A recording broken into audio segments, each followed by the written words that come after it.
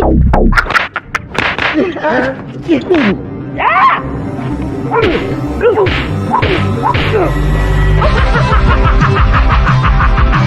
Hill Show! Hello there, I'm Harry Hill, and this is my show. It's the Harry Hill Show.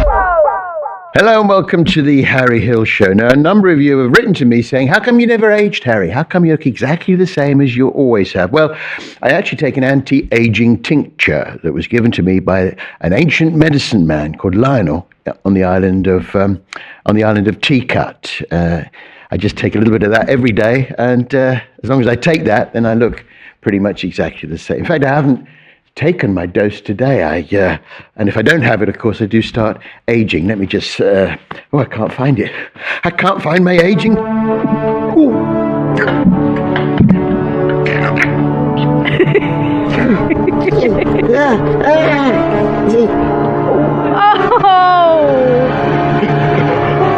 I found the bottle.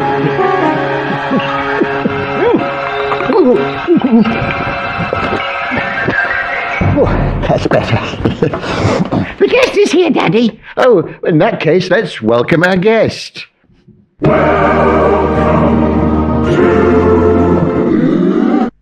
It's CMAT.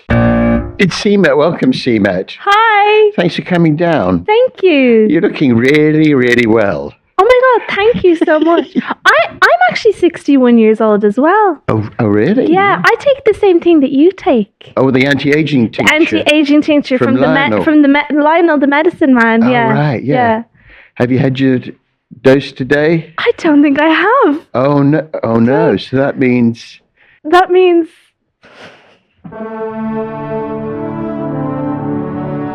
What's Oh no! what's happening, Daddy? What's happening to CMAT? I don't know, Gary. I think probably because she's missed a daily dose of...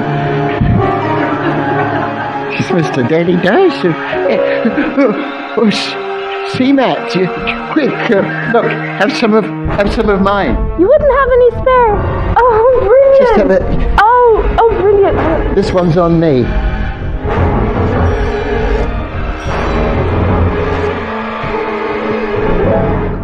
Okay, that's really good. Thank you. Yeah, it works, doesn't it? Yeah, it does. I mean, it works surprisingly quickly, that. And you know, I actually drank some of the liquid that was in that bottle, and I believe that might have actually been vodka based. It might have been a little bit of vodka. I think Lionel did used to use a bit of vodka to mix the sort of herbs and spices and everything that he used, the ancient recipe. Keeps it sanitary.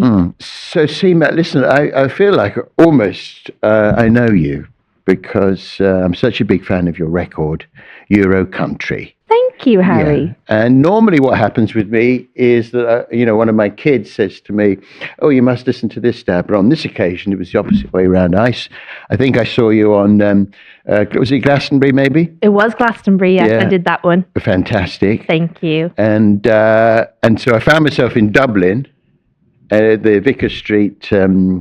Mm-hmm. And I filmed that little tribute to you. You did. Did you feel like it was a tribute?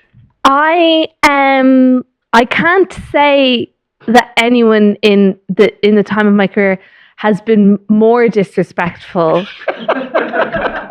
about what it is that I do and what it is that I am. But I loved it. I loved it very much because I'm a very big fan of yours also, Harry. Well, shall we remind ourselves of that clip? Who could that be? Oh, hi, Harry. CMAT. What are you doing here? I mean, The wig choice. well, it was a wig I had there. You've seen that. It's so much of the song. It's so much of the song as well. You did. It's all in the face, isn't it? Yeah, it is all in the face. And you see, I got the top. I got that top. You got the top that we did on Jimmy Kimmel. on Jimmy Kimmel, Yes. which I think may have been a tribute from you to Gilbert O'Sullivan. Gilbert O'Sullivan. It was indeed. Sorry, Seema, I haven't got my camera with me. Can't help you. Oh, okay then.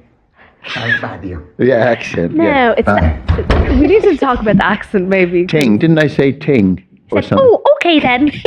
I don't sound like that, but it's okay that you think that I do because it's fine. But congratulations on the album, Thank you. and of course you were nominated for the Mercury Music Prize. I was nominated again, yeah. And you look like you were having a great time there. I was. I would have definitely had a better time if I had won, actually, Yeah. is the only thing I would say to that. Just remind us of, I can't remember who did win the Mercury Music Prize this year. It was a little guy, just a little guy, a horrible man, really. I have no Yeah. time for him at all, called Sam Fender. Yeah, I've heard he's...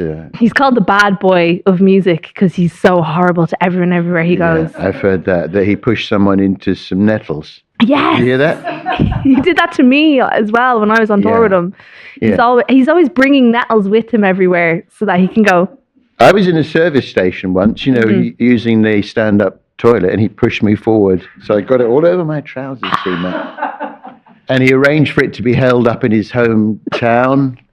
Newcastle. Yeah, Newcastle. It felt like a fix. Yeah. And he chased me around afterwards going, Did he? told you. I actually have a picture of him doing a rude gesture at me to brag that he'd won over me. Right, yeah. This is He's not a good man. No, because you've got to remember, you can go up, but you can also go down. Yeah. But you know what? Sometimes it's better not. I think sometimes it's better not to win the thing. Sometimes it's better just to be nominated, because if you win, then suddenly all the pressure's on. Yeah. Yeah? And there is an element, I like to think, that the reason I keep getting nominated for awards and never winning them is You because must have won one. I have the only award I have won is the Choice Music Prize in Ireland. Shout out Ireland for giving me an award. But Right. the United Kingdom has Is that the same as the TV Choice Award over here? no, the Choice Music Prize is like the Irish Mercury Prize. So it's right. Album of the Year, which I won for my first record. But basically every time I've been nominated for an award in the UK, I don't win. Which is totally fine because I actually really like going to the award shows. And in a way, it's almost as if they're like, we really want CMAT to come to these award shows because I always wear a funny little outfit. You look great. But if You're I great start- on camera. But if I start winning them, then they can't justify me going anymore. Right. Do you know what I mean? If I was Yeah. to start winning, they'd be like, oh, we're sick of it. They got to lead you in. Yeah. I think maybe it's kneecaps. Messed it up. I think they might mess it You up for me. Irish guys. Yeah, they don't want us. They don't want us winning anything at this point now. See, Matt, we have got an expert on you. We've got basically, I don't know how you feel about AI. You're probably a bit conflicted, like all of us. I don't feel actually good about it at all. No. I'm actually not conflicted. I No. actually dislike it. Yeah, negative about I'm it. fully negative Yeah. about it. And I understand that because it has been used for bad so much. But we actually have found a way to use AI for good. We have Sarah, the AI bot. Oh, good. So Sarah stands for, in fact, synthetic. Oh, here she comes. Look. Oh, It's here she Sarah. goes. Yeah. Sarah. This is an example of a good use of AI. Okay. Sarah used to work for the Fujitsu company, the ones that introduced the Horizon Royal Mail computer accounting system. Mm-hmm. So she used to work for them. Now, Sarah, say hello to CMAT. Hi CMAT, oh brother, can't hardly believe it. She's here. All praise to the flame-haired goddess of pop. Would you like a Twix? Come on, take the Twix. Would you like a Oh dear, I overstepped the mark. Sorry. Okay, all right. So, you can take the Twix. Can I take the Twix? You can try to. She's not. I think she's changed her mind about the. She's changed her mind about the Twix. Thank you, Oh, Sarah. all right, Sarah. Now, Sarah's going to tell us a bit about you from the research she's done. Off you go, Sarah. Okay, here goes. Kira Mary Alice Thompson, known professionally as CMAT, is an Irish musician and singer. Her songs are mournful yet accessible, emotionally literate Yeah. and cleverly crafted, but, crucially, with a huge sense of humor. God knows we need that at the moment. Early life. CMAT was born in Dublin, and moved with her family to Cloney and Dunboyne in County Meath. As a child she returned to Dublin to study at Trinity College Dublin, but later dropped out and moved to Denmark for 3 months. Yeah, so you went to Trinity. Timeline's a bit wrong, but I did in fact go to Trinity College. Yeah. Yeah. Why'd you duck out of that, CMAT? That seems crazy. I had what we would call a full nervous Oh, breakdown. you had a nervous breakdown, so Yeah. it's a little bit inappropriate for me to sort of probe about that. Maybe a little bit. Naughty. Very naughty, Sarah, that you've led me down. Sarah, how could you do this? Oh, Daddy, you've done it again. Shut up, Gary. Oh, I'm sorry to hear that. So, I mean, it's a very high-pressure environment, I imagine. Do you know what? University is not for everyone, and not Yeah. everyone has to go. Yeah. And I think that is fine. And it's very expensive. And I was a smart girl, and I loved books, and I loved learning and stuff. But actually, I just wasn't supposed to be in a university. It just No. wasn't for me in my brain. Yeah. So I just had to skedaddle, and I started working in a shop, and then making music basically in my spare time. Right. So with the music thing, where did you get the interest in music from? You from a musical family or? Not no? at all. My family are all like nurses, basically. I've 3 siblings. One of them is a teacher, and the other 2 are nurses. And then my mom is a nurse, and a lot of my like cousins and aunties and uncles and stuff are all in healthcare. So we're all basically nurses, and then pop star. Nurses and pop star.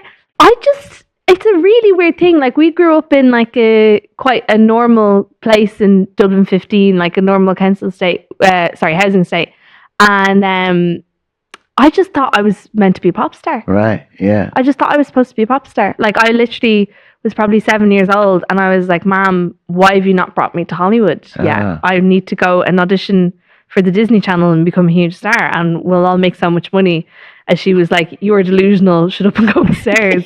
I was like, no. I just always loved music, and I always loved pop stars. Yeah, specifically. me too. Loved pop stars. Who were the pop stars that you liked? The number one pop star for me growing up was Samantha Mumba, because she was Samantha. from Dublin. Right. What And was her? She had, I wanna love you if you don't love me.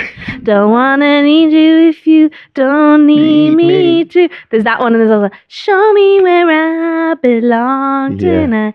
Give me a reason to stay. See the moves. They're great. All yeah. that. And I loved, obviously, Ireland was pretty good at producing pop stars when I was see, 5. the one I liked was Dana. You like Dana? Yeah. Oh my God, I love Dana. Yeah, I mean, she was just lovely. She was just lovely, and I like the way that yeah. she sat on a stool when she won the Eurovision. Yeah, she sits like, She looked like, it's like a little Snow White, didn't she? She had that lovely black hair.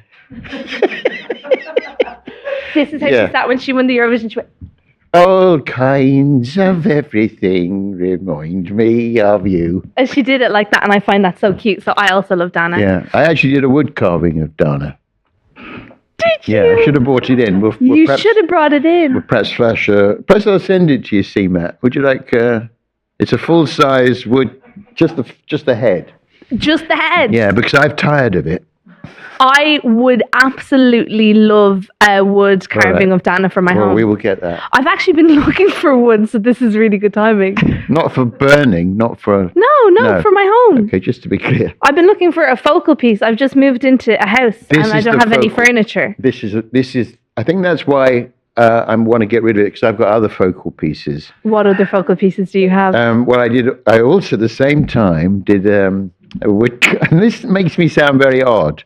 And just to be clear, I am the most normal person I know. Mm-hmm.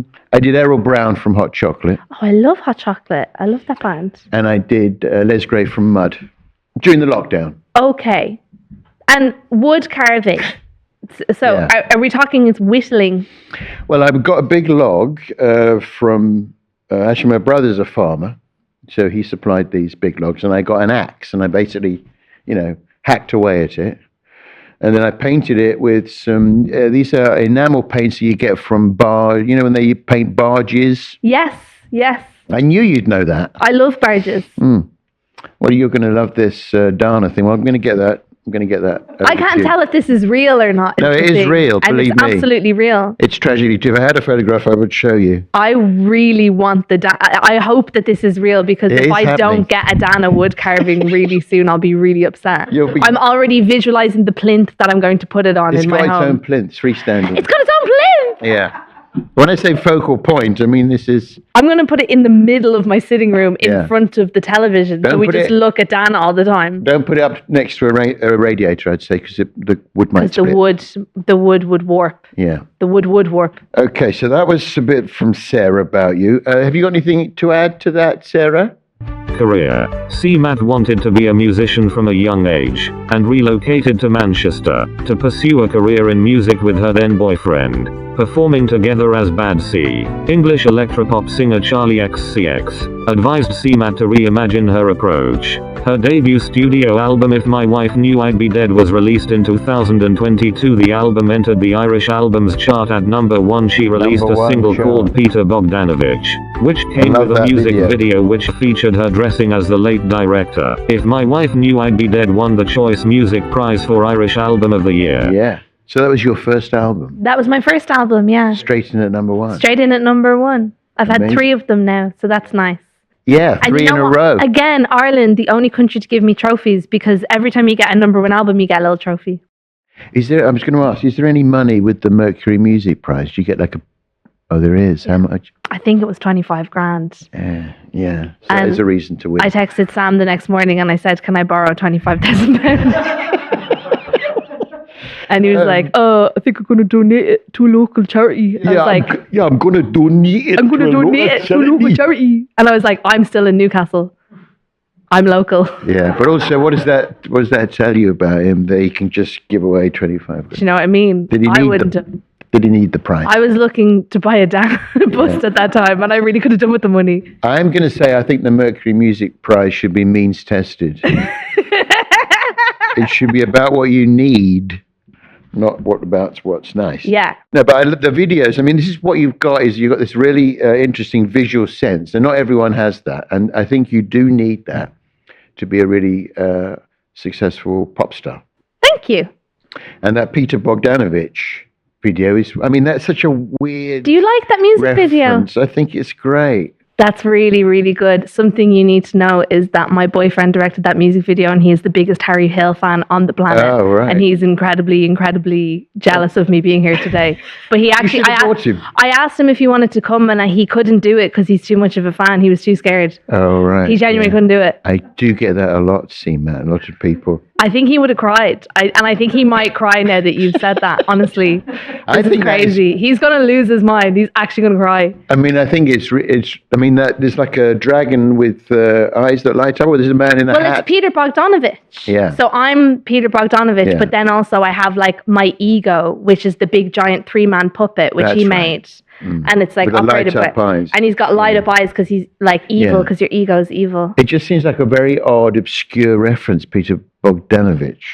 It wasn't to me. No. I thought it was normal. Yeah. I love films.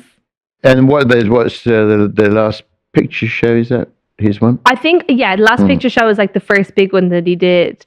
But we kind of make reference to What's Up Doc in Oh, yeah. the thing as well, and Paper Moon. So the big 3 that he Paper would have done Moon. with Polly Platt, which was his wife, who he then ran away and left his wife for a young one when he made his first film. Well, that does happen a lot. It does happen. Don't all let the that happen time. to you, Matt. Now you've No, I had won't. 3 number 1 albums. Sarah, do you have anything further to add?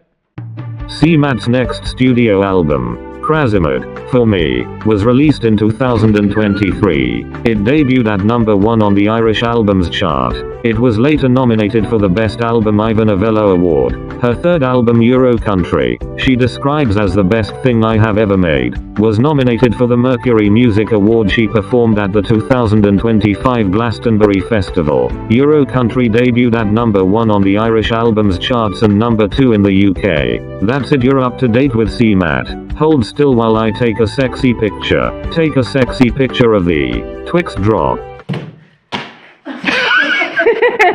Do you like Sarah's trousers? Do you know what? I like how many Twixes Sarah seems to have. It's Yeah. really good. Are you Do you want? You can have that. Do you want Can that I have one? that one as well? Yeah.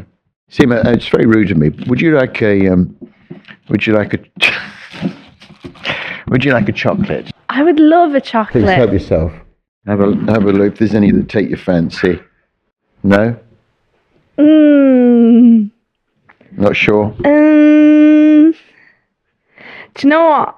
I think I'm just- all right because it is just a conquer, It's isn't just it? the conquer that's left. I think all the good ones always go first, don't The they? good ones always Yeah. go first. The acorns and the pebbles. The conquer very believable as a delicious chocolate though. Well, you can't have that because we've got Yeah, limited budget. we've got Nish Kumar coming in. So now what I like about Eurocountry, and Sarah did mention this, is there's a lot of humour in your songs. I forgot what the song was called then. Song. There's a lot of humour in your songs. Yes. And I mean, I'm just going through the sort of track listing. The titles are to me, are very funny. Would that be fair? Yeah, I think the titles are often funny and some of the imagery is smart. funny. But I'm usually talking about something very sad. Well, that is what's clever about it. You know, so you've got the Jamie Oliver petrol station. Immediately you want to hear that, I think. Yeah. Lord, let that Tesla crash. Now, I don't think there's been like funny titles for songs since the Smiths. Yeah. You know, like Girlfriend in a Coma and what's it? Shoplifters of the World Unite. Yeah. Would that be a reference? I actually am a really big Smiths fan. I can't say I'm a Morrissey fan. We've had to change our view on Morrissey. We've all had to change our view on Morrissey. But I really, really, when I was like 14, I went through that phase of only listening to the Smiths and only listening to music from Manchester. And I was like, everything else is crap. Oh, that's why you moved to Manchester. I think it kind of is a big part of the reason that I moved to Manchester, because I loved all of the music that came from there in the like 80s so much. I loved Morrissey so much at that time. I know. You let us down. I did let us down. And you know, I did him on Stars in Their Eyes. Did you? Do you know what? I've actually seen it. Bad. It. I don't know why I'm acting like I haven't seen it. I've seen it. Yeah, it's bad. It's bad. In fact, you know, the weird thing was I took it as a bit of a joke when they said to you it was really good money that they paid you in those days. To do Stars in Their Eyes? Yeah, a lot. And most money I'd ever got. And you had to go up. And I was just like thinking, oh, yeah, blah, blah, blah. Punched a bicycle on a hillside, you know. And Stars in Their Eyes at the time was very, very mainstream. And it was seen as a big risk to go for a bit of indie. And I was beaten by, you know who beat me? Who? Kirsty Young doing Peggy Lee. Oh, I bet that was beautiful though, was it? Well, Did she do Fever? she did Fever. Yeah, nice. Yeah. And she stacked the audience with Friends, I think. Oh. It was an audience You vote. think it was a fix? You think it was a fix? Just like the Mercury Prize. No question. Just like it. You know, when I saw you on Glastonbury, you do these fantastic dances, Seema. And so I assumed that you'd had some sort of training. Were you ever trained as a dancer? Do you have a choreographer or anything? No, never trained. Amazing. Never trained. I think actually to the trained eye, that's obvious. No. But I think maybe I make up for it with energy. I don't know. I love to dance. Do you? Yeah, I love to. I mean, I would never do Strictly. I'd never do like organized dancing, but I like to sort of, freestyle dance. You'd be so good on Strictly, Harry. Well, maybe. What are they doing? What are they doing? Well, they do ask me. Do they ask you? Yeah, they ask me. Not every year, but most years. And why would you not do it? I think now Chris McCausland has done it. You know, he's a blind guy and he won, and he's a comedian. I don't think any comedian after that, you're not going to. But Bill How Bailey could won you- as well. That was before They keep Chris. winning. Yeah, that was before Chris. Do you think no one's funny's going to win after Chris? I think Chris has ruined it for everyone. He's blind and he can dance like, he can. He was amazing. He was amazing. It was breathtaking. Should we have a dance off? Oh, yeah. Okay, yeah. Fine, Okay. yeah. Me first. Okay. So I just sit and watch. How about this? How about this one? That's really good. Yeah. That's really good. Oh, yeah. Yeah, this one's really good. Yeah. Oh. Bit of jagger there. Yeah. There we are. Okay, brilliant. All right, so your turn. Okay, do I get to pick the music? Is No. it the same music? Is it different music?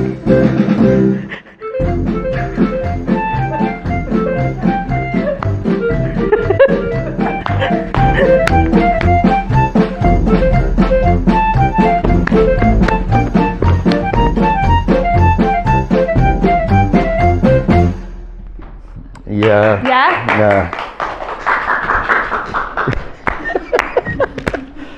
Yeah. I feel like I didn't get as loud an applause, but I wasn't as prepared as you were. Yeah, I didn't feel that was quite. I think that you maybe, no offense, but I just think that maybe you had a bit of an upper hand because you knew what the music was going to be. And I didn't know that it was going to be like a German hurdy-gurdy that I was going to Are you get. accusing me of stacking it? I think yet again we have another fix on our hands. It's the Mercury's all over again. It's the Mercuries and stars in their eyes all over again. Harry Hill Show. Hello, I'm Chris Whitty. Yeah, you know me. From the COVID ads? Yeah? Got it? I'm doing fine, thanks. Hey, are you fed up with buying avocado pears that claim to be perfectly ripe, only to find that when you open them, they're rotten with maggots and cockroaches and mud coming out of it? Yuck. Common problem, right? That's why my friends at Regency Innovations have come up with the Chris Whitty Pear Probe. The Chris Whitty Pear Probe consists of a flexible tube with a tiny camera on the end, and is similar to the ones that the doctor uses when he wants to look up your thingy. Simply sneak into the Minimart, make a tiny hole in the skin of the pear, insert the fiber optic camera, and see with your own eyes the state of the flesh. OMG and GGM deliciously ripe avocado pears every time. The Chris Whitty Pear Probe can easily be concealed down your tights or trousers, but make sure you always sterilize the teat after use. Buy a set of 2 Chris Whitty Pear Probes and get a free leather carrying holster, so you're never without it. The Chris Whitty Pear Probe, another princely intervention from the folks at Regency Innovations. I love the new Chris Whitty Pear Probe. Gotta get one. Hey, you, get off of my pear. Regency Innovations. Princely interventions in an uncaring world. Now, every week we have a theme for the show where we get an expert in to teach us about something we don't know necessarily a lot about. So let's find out what the theme of the week is this week.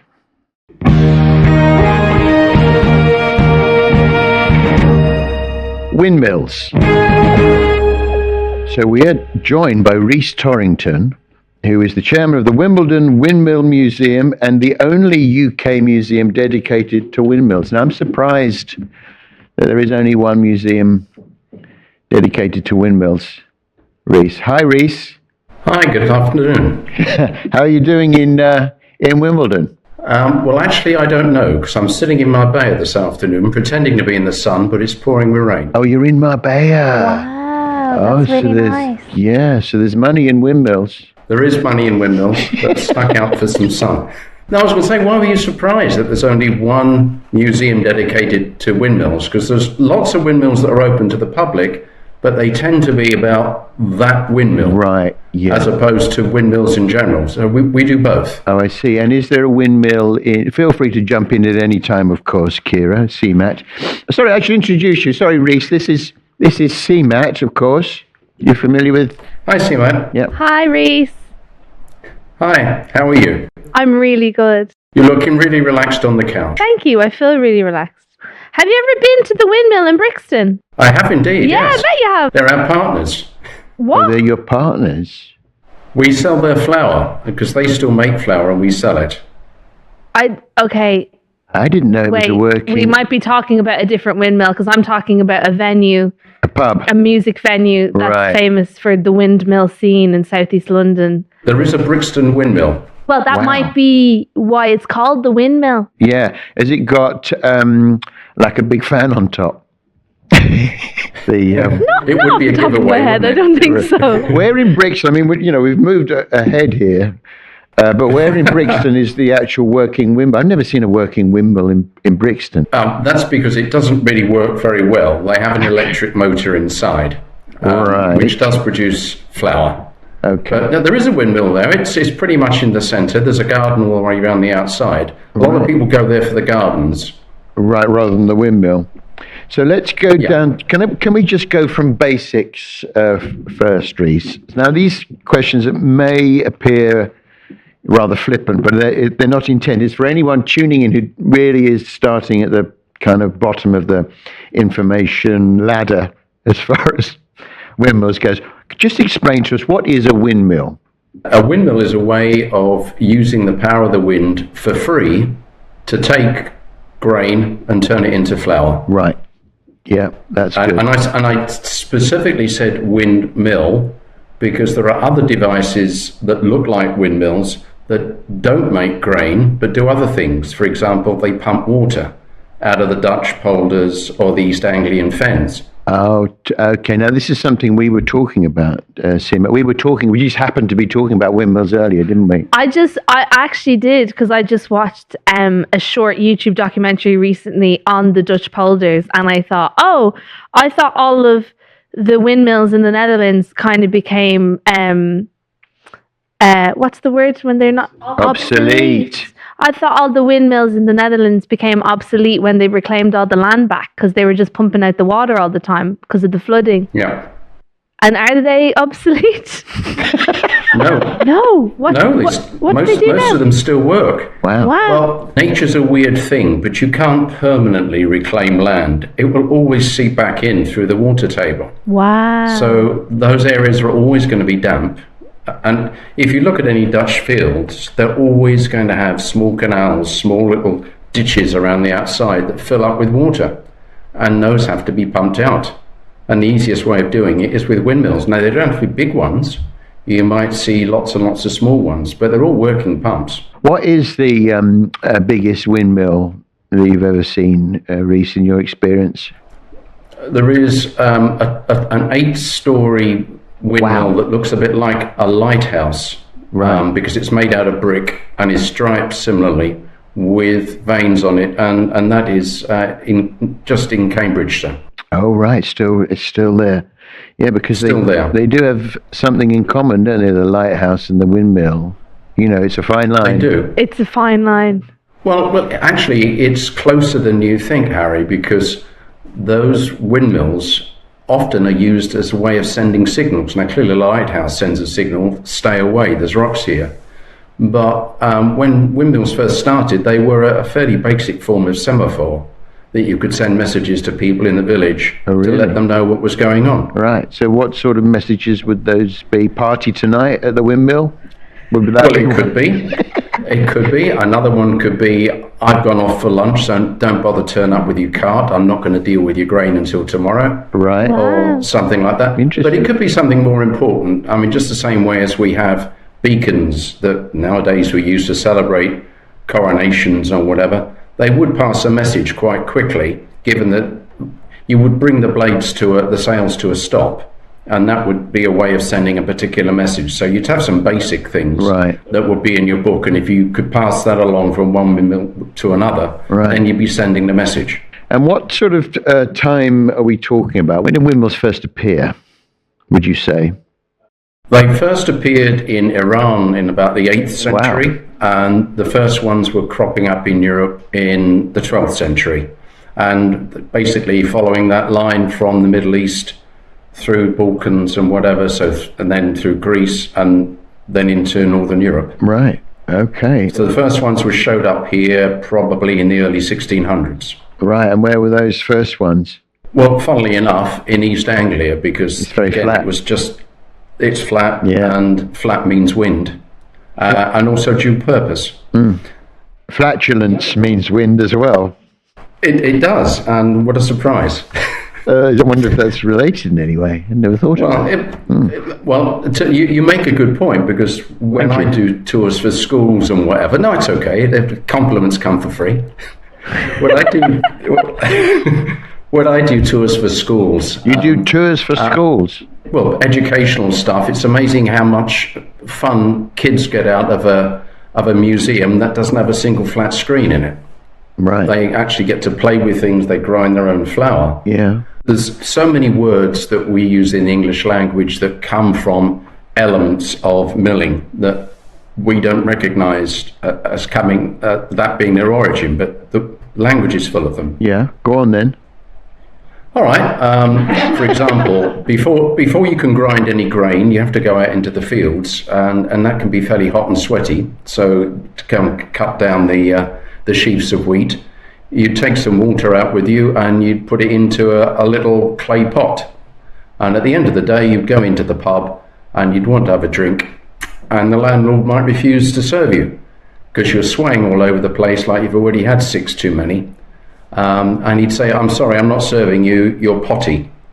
And that's because the clay pots that were out there that they were drinking from were covered in lead glaze, and they were all slowly poisoning themselves with the lead. Oh, I see. So that's where the word potty comes from. What about milling about? Good one. Yes, milling about. Yeah. I have no idea whether that's got anything to do with it. It could well be. I mean, it could be because you go round and round in circles. Because wind is like a windmill. The other point. Like a windmill. Wind could be for use for grinding grain or for pumping water. But equally well, wind isn't the only way to grind grain. All you're doing is looking for a power source. So in some countries, that could be a horse or a person walking round and round in circles, dragging one of these stones around. Or, as in a lot of the cases in the UK, it would be water. It would be a water mill. That description, going round and round in circles, dragging a very heavy object, is a little bit like a career in show business. Well, only you would know that. It comes straight back. It comes straight back at me. Oh, wow. And so I think you've answered this question. Do they still work? There's still some working windmills. Yeah, not working for profit, but some of them work for tourism. Tourism. We turn our sales probably once a month. Right. But that's not really to grind any corn. There are downsides to really working with corn, which is just like those Dutch windmills in Amsterdam. They attract mice. So if you're going to do a lot of things with flour and grain, you've got all sorts of other hoops to jump through to make certain that it's not full of mice poo and whatever. So most people just do it for demonstrations as opposed to making saleable flour. Brixton is the flip side. It doesn't work as a wind-powered windmill anymore, but it does commercially produce flour from grain. One last question, Reese. How do you feel about wind farms with these huge wind? They call them windmills, don't they? Still, a lot of people do wind turbines. They do. Wind turbines. How do you feel about Well, very those? enthusiastic. Oh. Very enthusiastic, because it's a great way of generating the same way as we do with a windmill, using nature's power for free. Now, not entirely for free, but it's a damn sight freer than digging up coal and polluting the planet. So no, we're very enthusiastic about that, and we have a working model of a wind turbine in the museum, and part of the school tours is to make that link between what's happened through the centuries, and now here's another use for wind, turning the turbines that can put the lights on in your school. Great. Windmills are back, is what you're saying, I think. No, windmills never went away. Never went away. Oh, they never went away. Woo! Well, Reese, it's been lovely talking to you. Is there a website or some information that we should let people know about if they want to find more? Yeah, www.wimbledonwindmill.org.uk. Fantastic. All right, Reese, thank you so much. Nice talking to you. It's the Harry Hill Show. So, CMAT, what do you like on gardening, horticulture, that sort of thing? I used to really love it, but I now live in London where there is no grass, basically. No, we ate it all, I'm afraid. Yeah. Yeah. So not super good right now, but when I lived with my nanny and granddad for very many years, and my granddad grows loads of our vegetables out the back garden in Dublin. Lovely. Well, let's find out as we play Name the Seed. Ooh.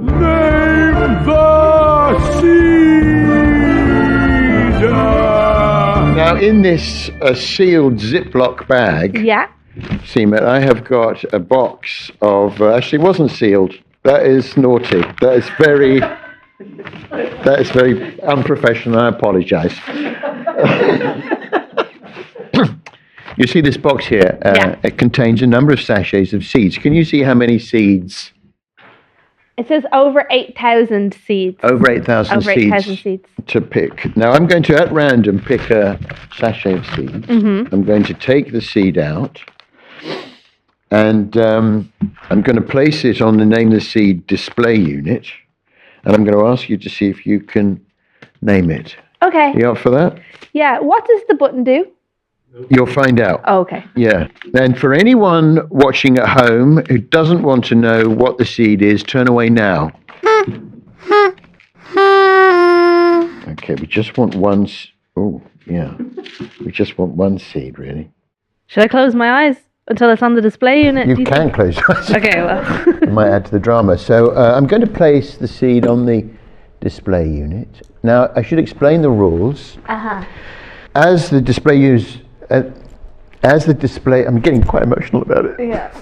As the display unit rises, okay, you must look at the seed and decide whether you want to accept that seed or change that seed. Okay. So do you want to name that seed or change it?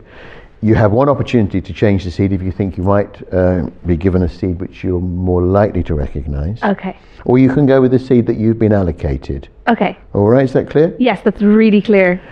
Let's play Name the Seed. So you need to come. Okay, yeah, I need to come and look at it. Oh no, You won't be able to name I've it. missed it now. How tall are you, Seema? I'm 5'2", and I'm wearing platform.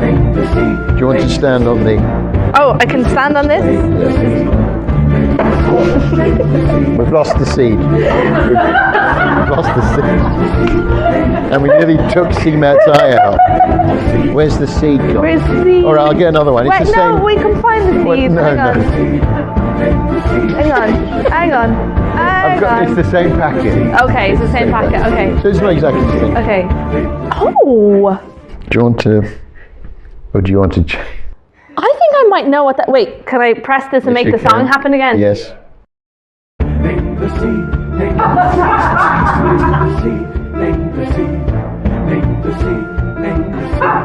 Okay. What are you seeing? First you want to describe the seed. So it's little.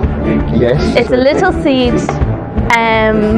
Not the smallest seed you've ever seen. Not the smallest seed I've ever seen. I would say a poppy seed is smaller than that seed. Yes. It's quite yellowish and it's quite round, although not entirely. Can I touch the seed, or is that illegal? Let me just... You can touch the Okay. seed, yeah. Yeah. So Oh look, yes, there's a different side of it. It's actually more expressive in some ways, isn't it? So I feel like, and I'm going to put it back on the display. Are you ready to name the seed? I'm actually getting quite competitive about this because I think I feel that. I can think I feel have that. a good idea of what it is. Are you looking for the Latin name? I'll be happy with the normal name, Okay. whatever the opposite of a Latin name is. But either Do you think I will have do. to go for a really specific breed, or just a general breed of General what? breed's fine. I think it's a chili seed. Are you saying chili seed? I'm saying it's a chili Final seed. answer. A final answer. Is it a chili seed? It's not a chili seed. I am so sorry, Seema. So what happens now is I'm going to give you that. Hold your hand out for me. I'm going to give you that seed, and you're going to plant that seed. And when it comes up, you'll find out what that seed is. Okay. That was Name the Seed.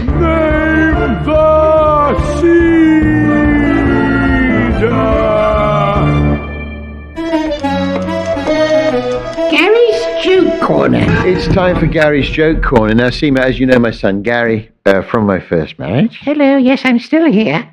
I'm handing the business over to him in 2030. I'm retiring from show business, and so he's taking over. So he is looking for jokes. Do you have a favourite joke that Gary might be able to use? Yeah, I have a favorite joke.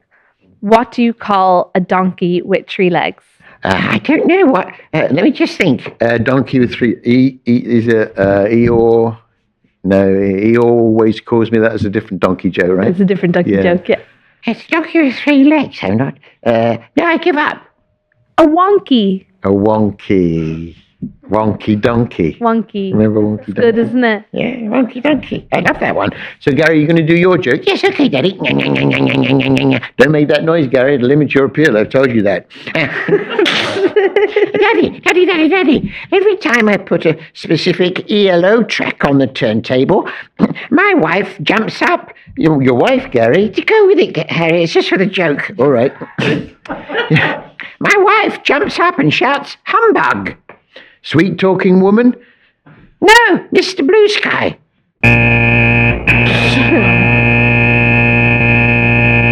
It needs a bit of work, Gary. Yeah. If I'm That is the sound that tells me that it's the end of the podcast. You'll be relieved to hear, see, Matt. If you have a joke or a comment or anything you like, really, then do please email it to us at podcast@harryhill.co.uk. All that remains is to thank our expert, Rhys Torrington from the Wimbledon Windmill Museum, and of course our special guest, CMAT. Butterfly in blue jeans, hamster in a chiffon top, Puppy in a poncho, fluffy duckling with a bob. butterfly in blue jeans. These are the things of our dreams, of our dreams, of our dreams. These are the things. Good night, everyone. Thanks for watching. Of our dreams.